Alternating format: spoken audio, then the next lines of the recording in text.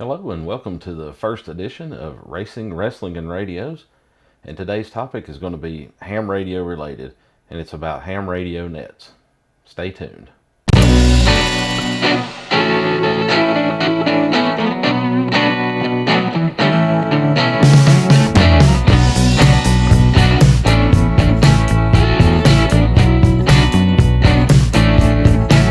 Hello everybody, I'm Adam Dye, the voiceover guy, amateur radio call sign N4NT, here to talk to you today about ham radio nets. Now, I didn't write the book on ham radio nets, and nobody asked me to write the book on ham radio nets with any major affiliations or initials or anything like that. But I'll give you a little bit of background as to what my qualifications may be on this subject. I've been a licensed amateur radio operator since 1992. And during that time, for pretty much that whole time, I've either been a fill-in net control station or I've graduated up to being the full-time net control station for a couple nets for a few years. My local clubs, a couple of them that are close by, I've been full-time net controller for both of the clubs that I've been affiliated with and been president of both clubs. I've also started my own net at some point. I had one that ran for 2 or 3 years that was on digital modes. So we had various repeaters and various nodes coming in and participating with that net. Ran it for a few years until work and so forth got in the way, and of course that regular weekly obligation and everything. So that's kind of my qualifications as far as being able to present this topic. I will say that anything that I do talk about with this topic, it's completely subjective.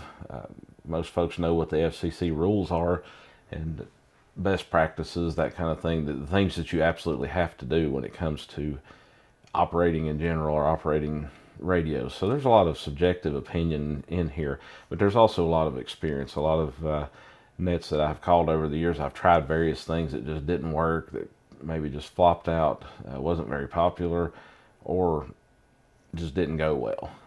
And I will throw that experience in here. So my goal is to try to help you, whether you're a regular net control station or if you're trying to create your own net, to just give you some advice on how to do so.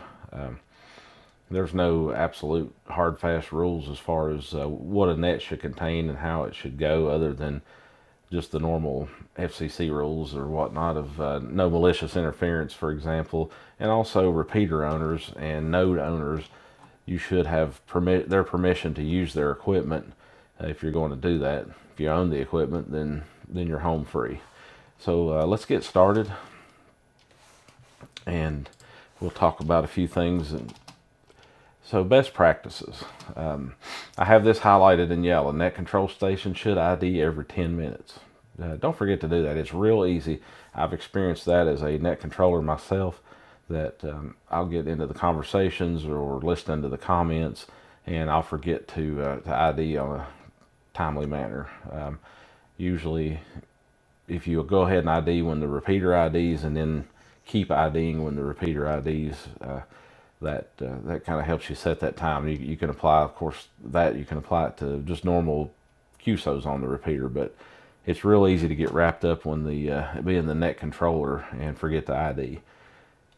Let the repeater drop and restart the timeout timer. That's one of the things that's hard to get people to do sometimes. But you, as the net controller, you should be, depending on how you format your net, you should be in there ever so often. So you should be the one, at least, that can remember to do that. Just let the thing fall out completely.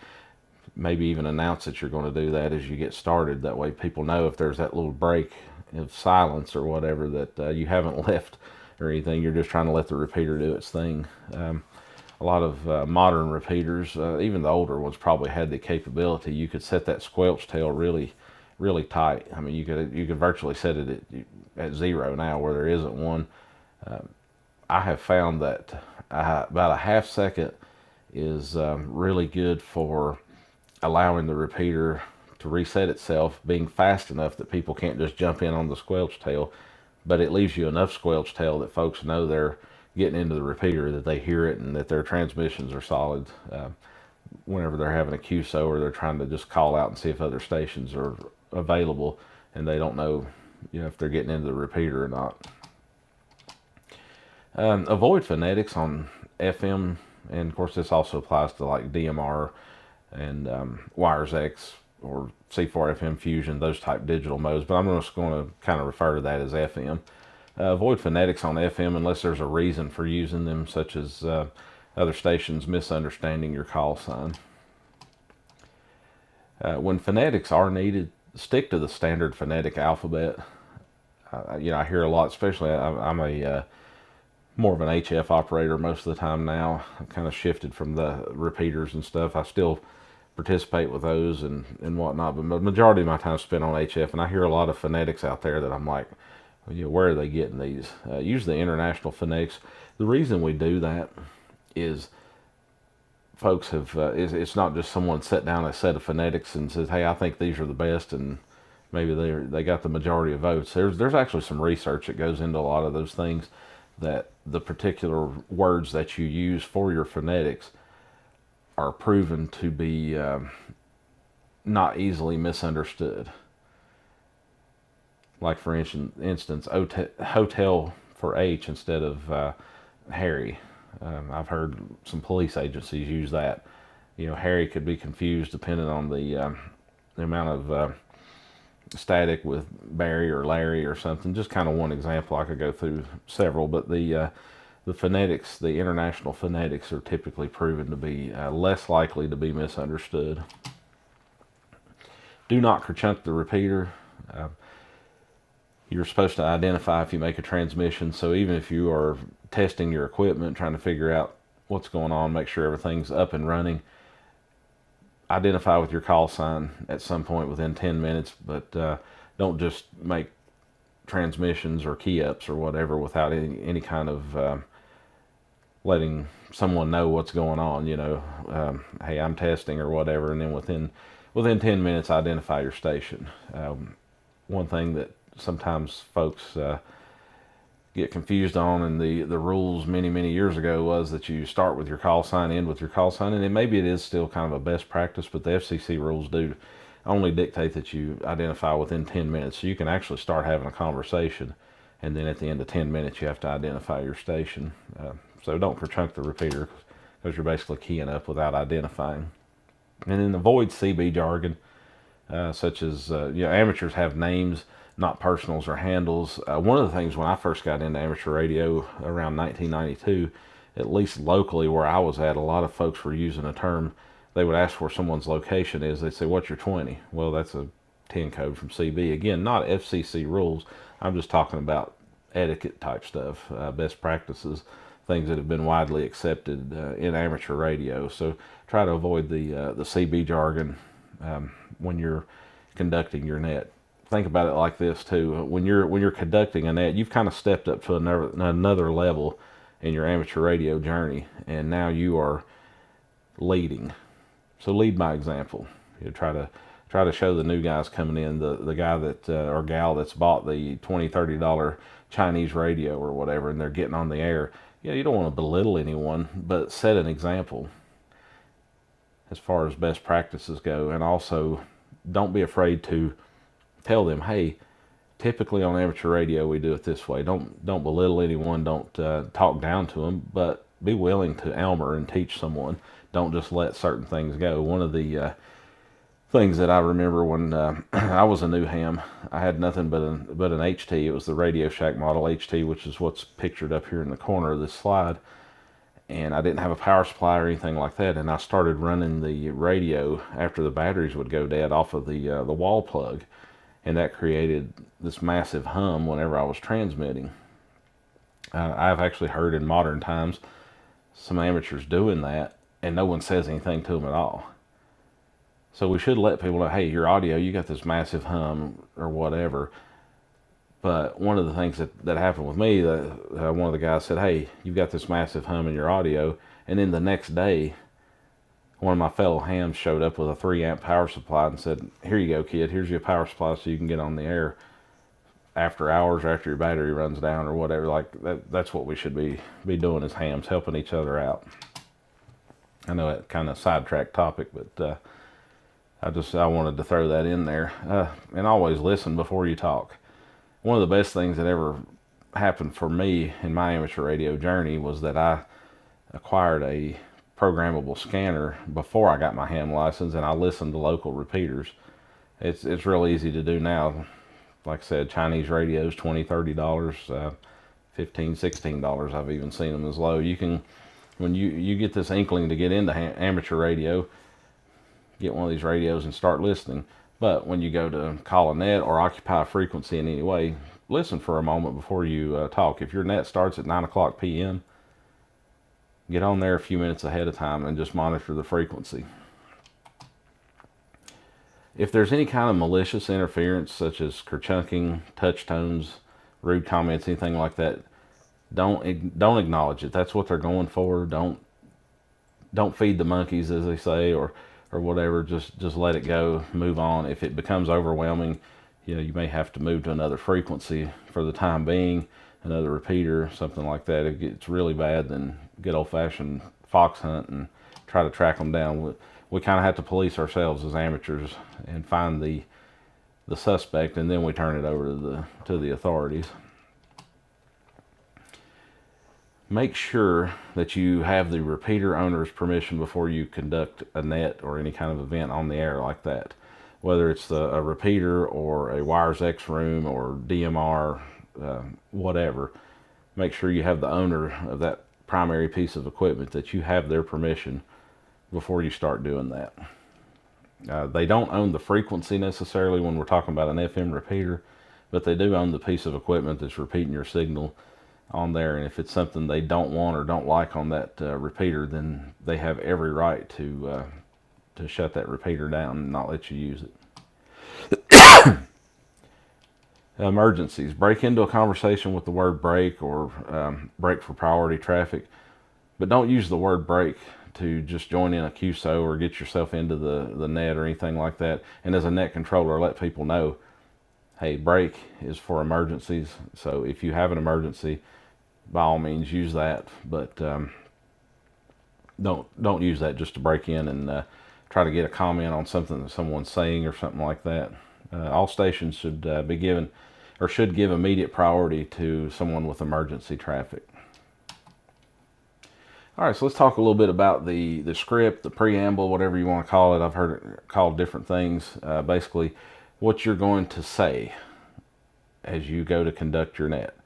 And it's always a good idea to sit down and write these things out. I've had to jump in and take over or call a net before where I didn't have this with me. Luckily, I had called the same nets multiple times. And I kind of have a generic one in my head that I can use if that ever happens. But everything sounds a lot cleaner and a lot more professional. I know we're amateurs, but a lot more professional if you've got it planned out, wrote out, kind of know what you're going to say. When you do write this script, make some dry runs with it off the air. Like just read it, get the words out of your mouth, that kind of thing, so you don't stumble across them. It sounds a little bit more professional or neat. Some nets or affiliations have certain guidelines, like Aries. I know in particular that's the one that comes to mind on an FM net. If you're Aries affiliated, there's certain requirements that they want you to do. I'm not 100% sure what those are anymore. I don't really do those. There was at one time that I called a net that was Aries affiliated, and they had started this thing about having an alternate net controller. I think maybe you could take some check-ins, or maybe you just solicited the alternate net controller before you started the net, and that was one of their requirements. So if you're going to be affiliated with someone or some organization, make sure you meet their requirements and have their permission to claim the affiliation with them. I know a couple of nets that I've called have been affiliated with the National Traffic System, and I think the main requirements for that is you're willing to handle any of that traffic that comes through.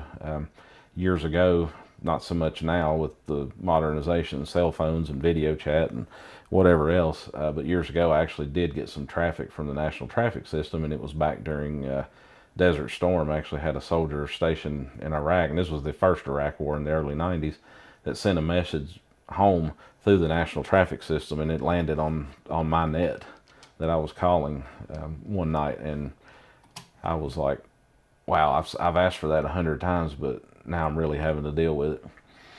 Make sure the frequency is not in use. Just because you have a net that's scheduled for a regular time and place doesn't necessarily mean that you have the right to run others off the frequency, regardless of your purpose or whatever. Haven't had a lot of problem with that on FM nets, but there was a HF net, and I'm not going to go into names or anything like that. That one time I was working some DX on the frequency, and they hopped in there and were like pretty much the attitude of, this is our frequency and you need to move, and then they malicious interference and the foul language and all that started. Had my kids in the room, and that wasn't nice. Most folks though will, if you let them know, if you just join the QSO and be like, hey guys, we've got a net on this frequency that starts at this and so time, is that cool or whatever, most people are like, oh yeah, we forgot what night it was or what time it was, or they just didn't know, but they're usually willing to accommodate.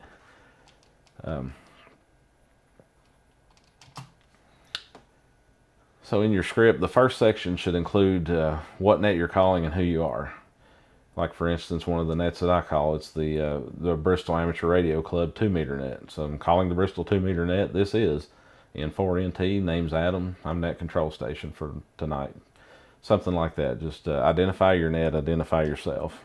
Not just in call sign, but by name.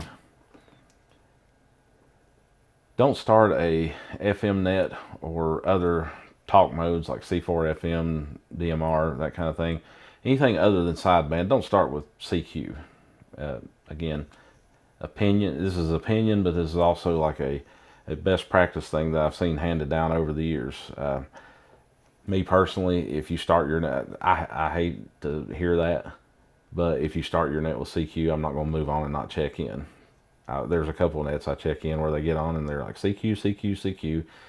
It's kind of a peeve of mine, and I kind of cringe when I hear it, but at the same time, I'm not going to get on there and say, hey, your net's stupid because you started it with this or whatever. But just sort of a etiquette or standard practice. I saw years ago when I got my ham license, I saw a cartoon in QST magazine, and it was a guy that was on a base station talking to a lady that was driving a car, and she just got her amateur license. And this was back when they first dropped Morse code just for one class of license. You could be a technician without taking Morse code. Everything else you had to have Morse code.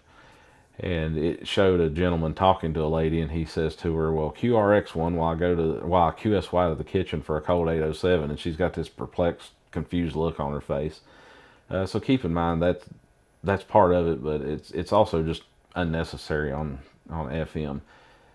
One of the best things I was told as a young amateur when it came to talking on FM repeater nets or frequencies or even simplex is just talk to someone like you're having a normal conversation or you're talking on the telephone. We don't have to use a lot of Q codes or 10 codes especially or anything like that. You're just having a normal conversation. Go ahead and announce when and where the net meets. Somebody may be tuning in for the first time and hearing this net, and it's Wednesday night, and they're like, okay, well, I'm going to assume this net is here every Wednesday night around this time, but maybe am I an hour into the net or what have you? Maybe this is a repeat, or just let them know the information. This net meets each Wednesday night at 9:00 p.m. on this frequency. Some nets that I know of locally will sometimes rotate frequencies. Let people know that. Maybe let them know where all you go. If you got 2 or 3 repeaters that you use, like, yeah, this week we're here, this week we're here. Advertise your stuff as you go along. And any other important information, this is the time to announce it, especially at the start of the net, because you have most of your folks, from my experience, you have most of your folks there listening then and there. A lot of people who check in and out will check in and out and then shut the radio off and leave. So if you start making announcements later down the check-in line or anything like that, then you've lost half your audience or more, potentially. Depends on the size of your net. Some nets ask for emergency traffic. That may not be necessary. My opinion, based on my experience, I've called many nets and there was always do we have any emergency or priority traffic type announcement, and I think these days, probably always, it's kind of been unnecessary. If you're calling your net, you're allowing your squelch tail to drop in your repeater, you're giving folks an opportunity that if there's a real emergency, they're going to jump in there. The likelihood, if you start your net at 9 o'clock p.m., the likelihood of there being an actual emergency take place right at that time is highly unlikely. It's either going to be before the net, in the middle of the net, something like that. So just give ample opportunity, maybe even announce, hey, if anybody has any emergency traffic while the net's going on, and give them instructions on how to do it. Again, amateur radio is taught best by practice, by using. The test doesn't really, reading the book and taking the test doesn't always really give the people the knowledge, especially the practical knowledge of using amateur radio. So nets are a good opportunity for some education. In fact, that's what the main purpose of a lot of nets is to train in procedures. So like if a disaster hits and we've got all these amateurs trying to check in and help and give information, we have practiced up coordinating all these people checking in and disseminating this information. That's kind of what we do. It's like field day, us practicing setting up for emergencies, weekly nets or daily or whatever.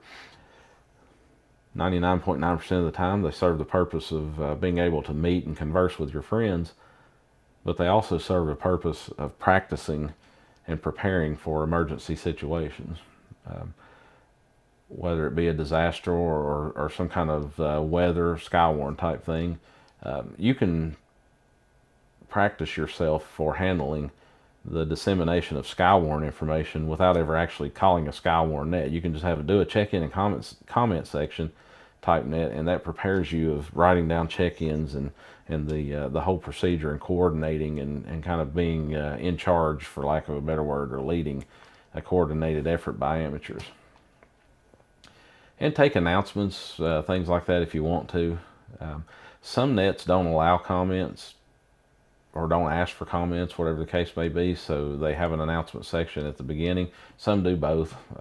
They ask for announcements at the beginning, and Jim Bob may check into the net and then have an announcement at the beginning announcing the next club meeting, but then when the comment section comes, he may want to tell you about his fishing trip. So allow an opportunity to sort of break those things up. And like I said before, you may lose some of your audience down the line, so get the important stuff in there in the beginning, so that way you get that information out. And make sure to let folks know that they're welcome to check into the net if that is the case. Some nets may be members only. I've not heard a lot of those, but one of the things during COVID, my club, the Bristol Amateur Radio Club, we met over the air because we couldn't go somewhere and physically meet together. So one of the things we did allow non-members to check in, but we made sure to let them know, that hey, club business or whatever is kind of members only, but you're welcome to listen and ask questions and even give input. But at the end of the day, it's the club members, especially when it comes to the voting portion. But if you do have a members only net, you own a repeater or whatever, you take control of a frequency for a period of time, you can kind of guide that and restrict who checks in. But most nets, everyone's welcome, so make sure that you let everyone know. That way if someone's passing through or they're new, they know that they're okay to check into the net. And let folks know what you plan to do, like for comments, rounds, or whatever. This is communication, so communicate.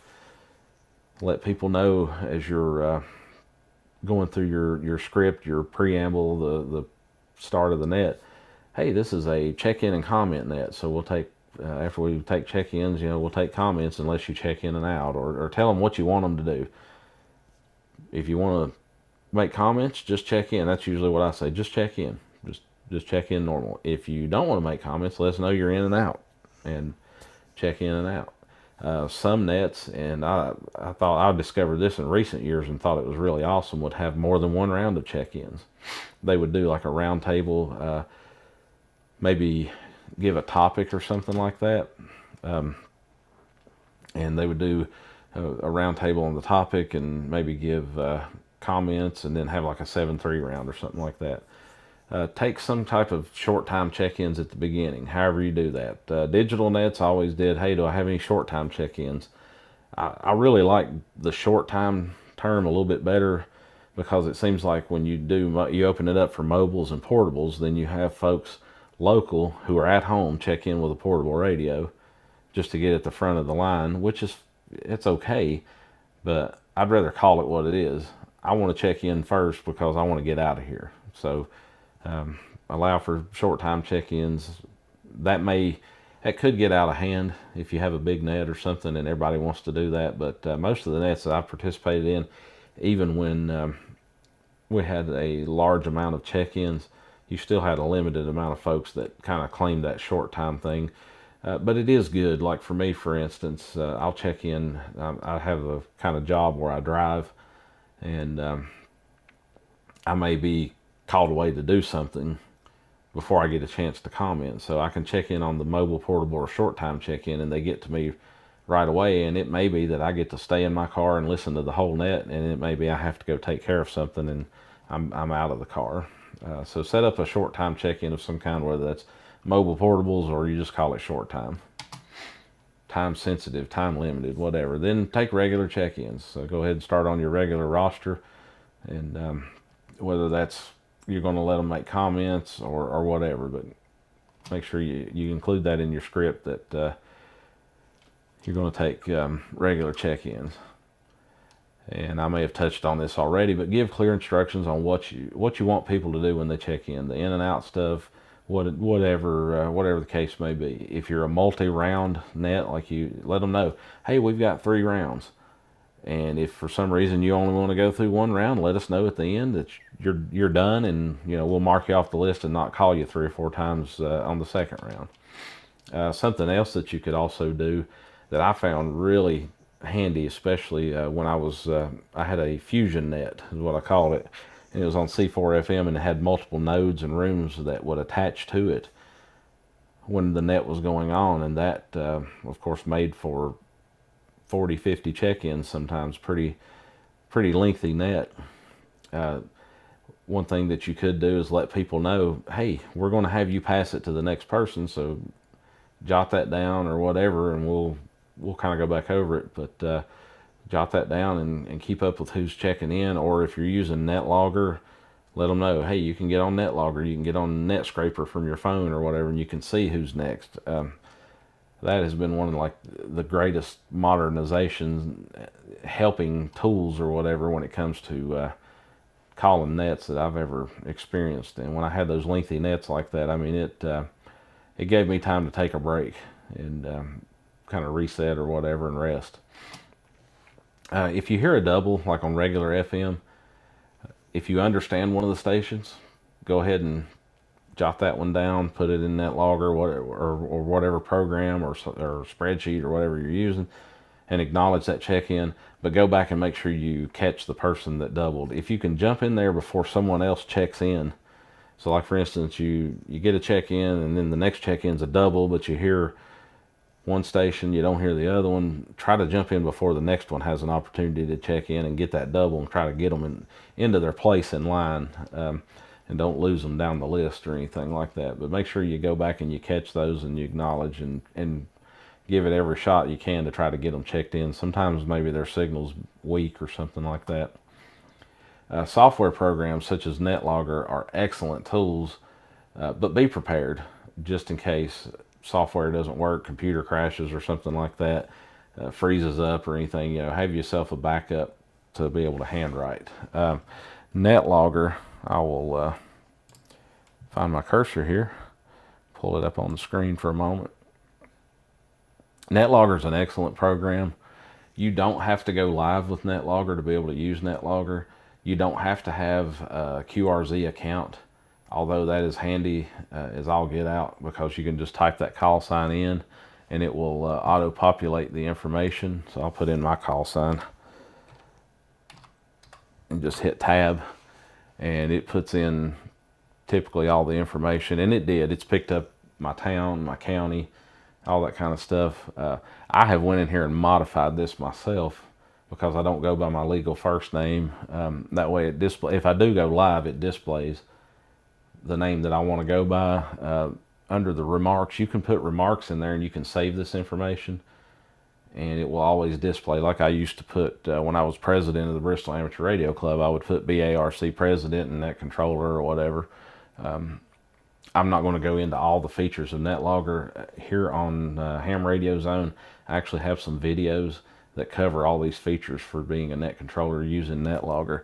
And there's a program now called, I think it's called On Air Net Scraper, that you can actually download on a phone, or you can go to a website without having to do the full-on NetLogger, and you can view the net and the check-ins and all that. So if you do one of those deals where you have check-ins pass the baton to each other, then they can go on and see that information. And if you code people correctly, such as like your in and outs, I usually code them as checked out, then the person viewing either NetLogger, if they're on NetLogger, they're going to see it directly, NetScraper or whatever, it'll label them as such, so they know the guy that's directly behind me is not who I pass it to. I skip over him and go to the next person down the line.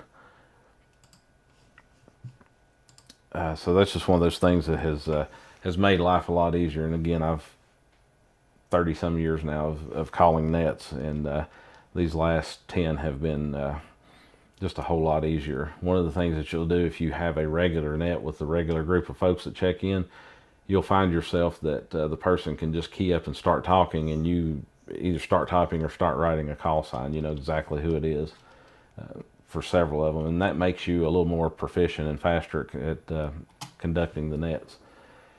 But if you're new to calling a net, or you start a new net, or whatever the case may be, and you need people to slow down, or you need to stop for a moment and just catch up, just let people know. Just jump in there, be the net controller. You'll be in control, be in charge, and jump in and just let them know, hey, this is what I need to do. Let them know, hey, my computer crashed, and I need the last 3 check-ins to let me know who they are again, because that information's gone. I'm going to have to handwrite it down.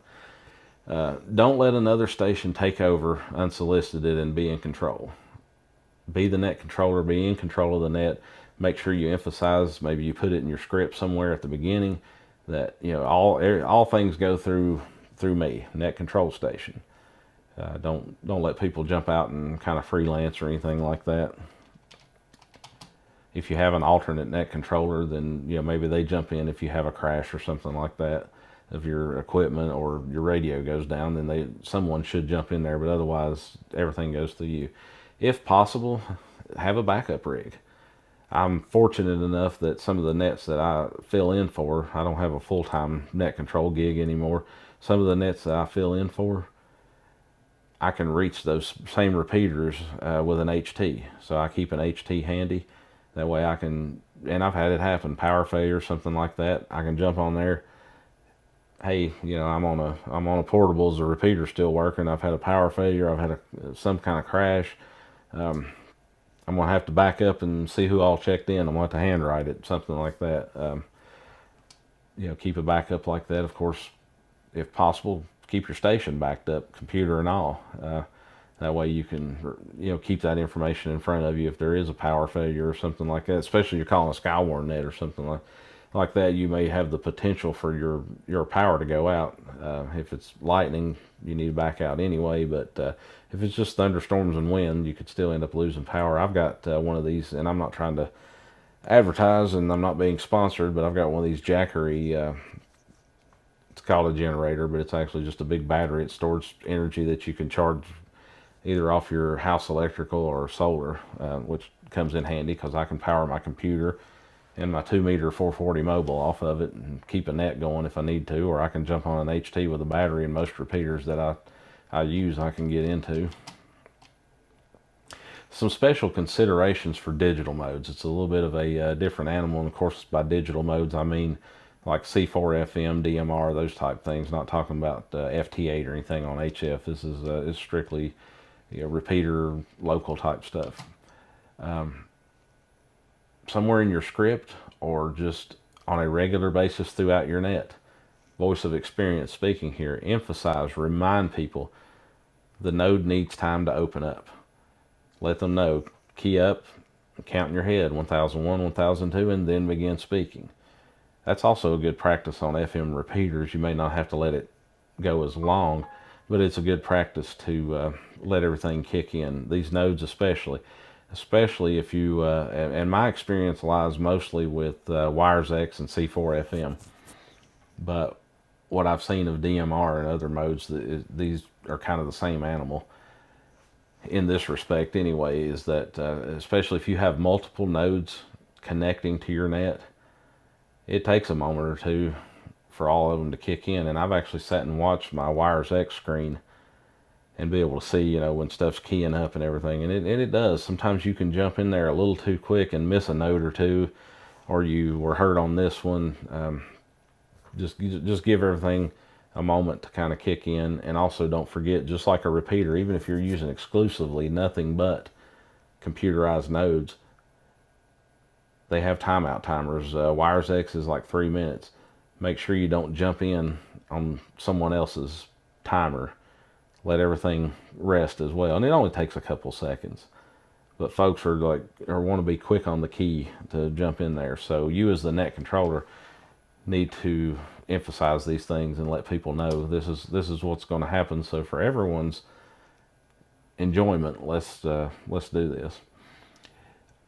Digital modes, whether you're using a repeater or a node or a combination thereof, you will not know when someone doubles. The person who doubled may not know they doubled. Especially if they're trying to check in, they're probably transmitting for about the same amount of time as the other people. One of the problems I ran into trying to check into a digital net one time was the net controller would ask for check-ins. Everybody would key up, check in, everything. I would key up thinking I was checking in, but apparently I was doubling. So it's basically first come, first serve. And then when he would go over the list of who all, he's like, oh, okay, net control acknowledges this station, this station, this station, this station. And then my call sign I would never hear, which that's fine, that happens. Well, the problem is he would do that, and then he would jump to start taking comments. And then do it again, jump to start taking comments. Do it again, jump to start taking comments. And then once he decided he was done taking check-ins, he had like 5 or 6 people to comment. He let them comment, and then he closed the net. So I never got the opportunity to check in, and that can be very discouraging. One of the things that was discouraging for me was I had my young son, who was 5, 6 years old at the time, standing here, and whenever I go to the comment section, I like to let him third party in and say hi to everybody. He didn't get the opportunity to do so. Now I alleviated that by once the net closed, I got on there and I said, hey, tried to check in, kept doubling with people, but you know, I've got my 6-year-old here and he wants to talk on the radio, so I let him. So I didn't want to discourage him out of the hobby, and I'm still trying to get him licensed and everything. Don't just run down the list. See if someone attempted. So the way I handled that when I was calling a digital mode net was I would acknowledge all the check-ins I had for that round, and then I would specifically say at the end, I would say, do we have anybody that tried to check in that didn't get through? Only those stations, please call now. And then I would give, and a lot of times there would be somebody, you know, they'd throw out their call, and then I would do that maybe one more time just to make sure that it didn't happen again. And each round I would always do that a couple times, and I felt like that got everybody through. But even at the end, I would always open it up after I took what I thought in my mind. I'm like, okay, we're going to close up, we're not getting any more check-ins, but I would give them a couple opportunities to see if there was anyone else out there, because on these digital nets, yeah, that's what you run into. Now there's some really big ones out there where there's 200 or 300 check-ins, and that may not be real practical. But if you've got 200 or 300 people checking in, then you've probably got a big handful that are just not getting through. And I don't know how you alleviate that. Some of them have like a chat feature opened up. American Link. I was actually able to get on the node and send them a message that I was trying to check in. So the NCS at some point stopped and asked for me directly, whatever the case may be. But most of your manageable, normal size 40 to 50 being a big net, and 15 to 20 being a smaller, maybe on the lower side or whatever, you can usually manage it and get everyone in by doing what I just explained. That was what I did on my net. If you're call sign is correct. So if you're on your radio or the radio that transmits your call sign, sometimes some married couples, they'll put one person's call sign on those digital radios because that's all you can put, unless you have really short calls and you can maybe do a backslash and put two. But if everything's correct, it's your call sign that's being sent by your digital radio, then you do not have to identify by voice. Now, I'm a firm believer in practicing and training. I would, when I drive a car, even though the law doesn't require it, I would signal going out of a parking lot because I wanted to make a habit of signaling so I didn't fail to signal when it was important. Same thing. When I'm on digital modes, I try to identify every 10 minutes so I don't fail to identify every 10 minutes when I'm on regular FM or something like that. Try to keep that habit. But the reason I threw this in there, don't belittle someone who knows that rule and chooses not to identify, and don't belittle someone who identifies despite the fact they don't have to. I've heard it both ways. So just whichever way they do it, just let it be. Just know that they're legal if they don't identify. Let's get into taking comments. Some nets may choose only to allow comments in the announcement section. In other words, at the beginning of the net, they'll say, "Does anyone have any announcements?" And you can chime in and say, "Hey, yeah, I've got a club meeting," or something like that. And then they'll only just take a roster of check-ins and acknowledge them and then close the net or whatever. There's one net that I was a net controller of and still check into now. That's kind of how they did it. If you had anything to say, throw it in at the beginning. Otherwise, we're just going to take check-ins and go home. Some allow stations to a turn or two or three at making comments. I talked about that a little bit earlier, but they have multiple rounds. They may end with a 7-3 round, something like that. Some will just ask for general comments. Even on the 3-round nets, they may. I've checked into one where they'll have like 2 or 3 rounds, but they just let people make general comments for each one of those rounds. Some nets provide topics to comment on. I really liked this. Sometimes it got hard to come up with topics rather, but I would come up with some kind of topic, usually amateur radio related. But around the holidays, I may ask for, what kind of meal did you have or something like that. There's one net that I check into locally that will come up with, they'll do 3 rounds, come up with a couple amateur radio topics, and then the last round is always, what did you have for supper, dinner, lunch, whatever meal or breakfast, whatever meal that they want to pick. Those things, I've been a part of nets for many years where it was mostly what I did was check in and comment and just general comments. But I found it made it a little more interesting to throw a topic out there. I would do just 1 round on my local net. I didn't want to modify it entirely from the way it was, but they didn't mind me changing up a little bit. So what I would do is I would come up with a topic, but I would also emphasize that, hey, go ahead and just make general comments. If you want to comment about your day, your new piece of equipment or whatever. But while you're at it, excuse me, comment on this particular topic and let's see what we can come up with. But I also emphasize the topic is optional. You don't have to make comments on the topic. Just depends on what you want to do for your net. You can do it however you want to. Some nets do both. Excuse me. Trivia questions are fun, but they can cause pileups and scramble things up, depending on how you're doing it. If you want to do it as a competition thing and check-in number 1 gets this question, and if they fail to answer it, then we'll go to 2 or whatever, to where people aren't trying to jump in on top of each other to answer the question, especially on a FM or digital net. That can be kind of fun. I didn't do that a whole lot, but I did that more on HF nets that I had participated in. And then take a pause, maybe if you have a bigger net, 30, 40 people, something like that. After about 10 stations, ask for more check-ins, and then go back, pick up where you left off on comments. Because if you get you get a burst of like 30 check-ins, let's say, and then you go through and you just do comments, then you may lose some people as far as wanting to check in. So try to keep that in mind. If you're a net of about average 20 people or something, you may want to back that down to 5 people or something like that. I wouldn't stop after every comment and ask for more check-ins, but just keep it reasonable to fit your needs. And make sure that any direct communication always goes through the net control station. I said earlier, control the net. Don't let someone else jump in there and take it over or anything like that. What I mean by direct communication is one amateur checks into the net, he hears his buddy check in that he's been trying to get a hold of or whatever the case may be, and he wants to ask him to call him or something. Make sure they go through you. Say, yeah, go ahead and go direct with so-and-so, and try to moderate that and keep it brief. You don't want these things to take over your net. If they have a long conversation that they need to have, then their communication during your net should probably consist of, hey, I want to talk to you about that radio you just bought. Can you stick around after the net, or can we go over to XYZ frequency or simplex or whatever, and we'll talk about it.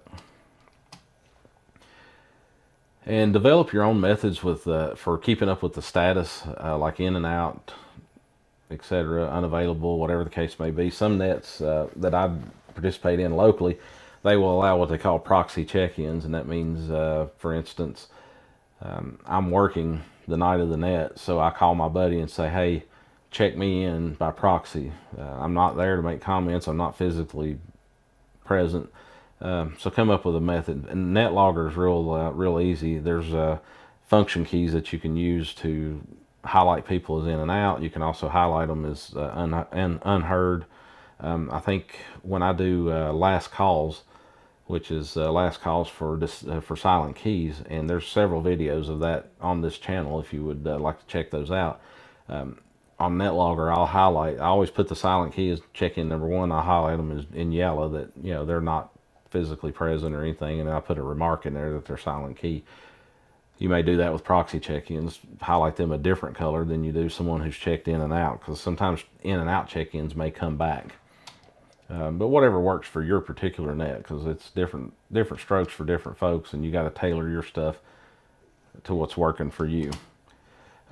Stations, though, should clear with their call sign and say back to net. And this may be something that if it kind of gets out of hand or whatever, or maybe you just want to, as a general practice, let them know at the end of your comment, hey, clear with your call sign and say back to net. One of the things I noticed when I went to a digital net where I had multiple nodes coming in and I had a larger group of people, was I started getting some folks that would just kind of make their comments and then not even say goodnight or anything. They just stopped talking. So I'd go back to them, do you have anything else? No.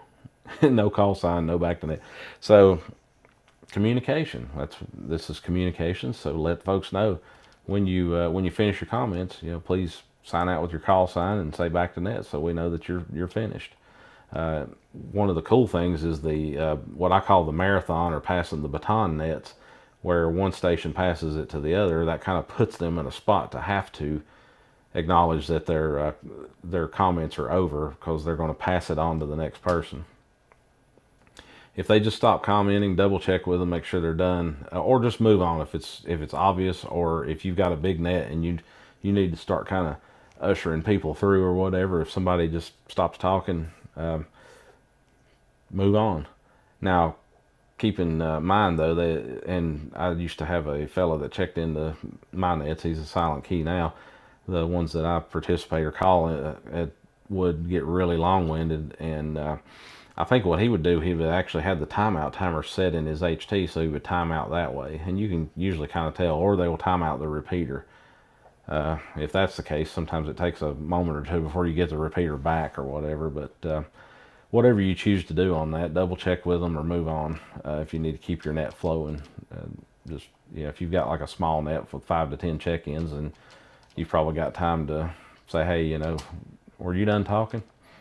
So let's talk about the closing, not just the closing of this video, but as far as the closing of your net. I have on my scripts, I have that written down at the bottom after the check-in sections.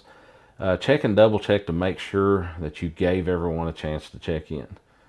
Because one of the last things you want to do is just kind of blow through the net and go on, and somebody's out there, and especially these digital nets where you don't know they doubled, and you just sort of excluded them, and they were like, well, they may never come back.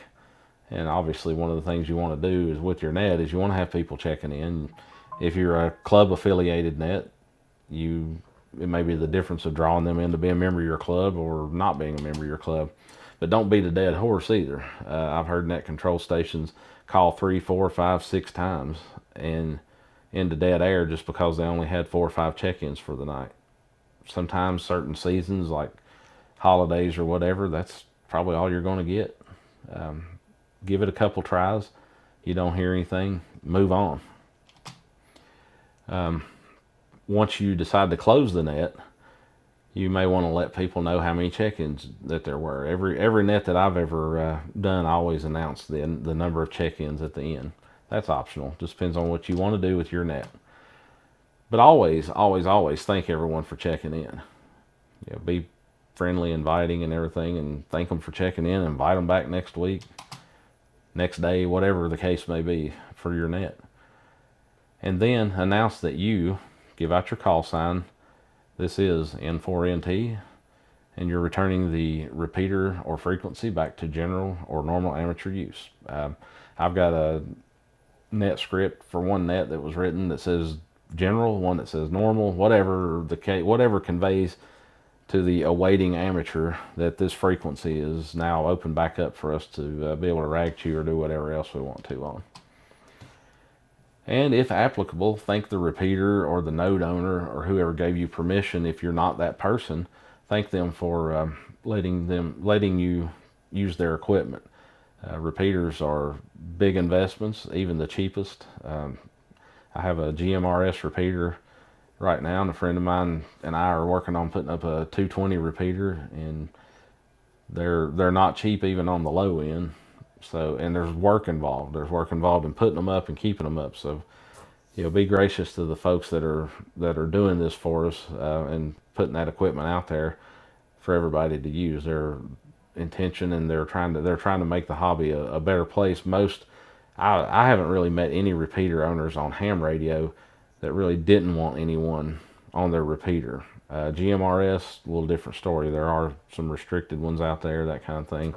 They just want to put it up for their family or whatever, and that's their prerogative. But amateurs in general usually are pretty inviting. There's actually local in my area a net on GMRS, so you could use some of these guidelines or these things to help with that. I want to re-emphasize again that I'm not writing the book on repeater procedures or etiquette. These are just some things that I came up with based on my experience, with my intention being that I want your net to run, if you follow most of these guidelines or take from them, that your net will run a lot smoother, a lot more efficient, and you'll be more inviting to people checking in. So I want to thank you for watching this video. This is the first in this podcast. Please like and subscribe, help us out to get the word out, and check out any future videos that we may have. Again, I have 3 topics for my podcast, but I will separate those and do individual videos. That way, if you're a radio person and maybe you like pro wrestling, but you don't like racing, then you don't have to watch the ones you don't like to get to the ones that you do like. We're going to separate everything, even though we have a 3-topic podcast. So this is Adam Dye, the voiceover guy, amateur radio operator N4NT, saying 7-3.